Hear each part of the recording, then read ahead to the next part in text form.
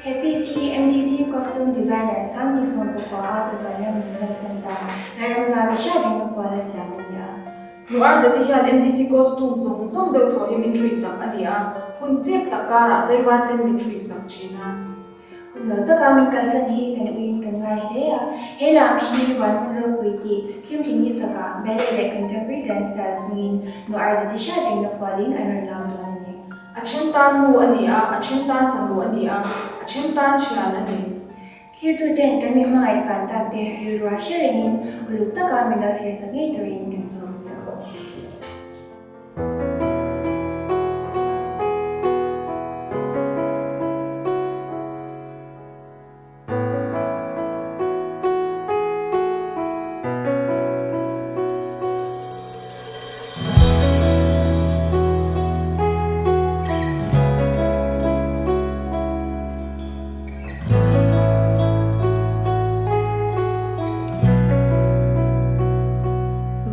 Hmun Ropui mangai ram khi mi thiang hlim te in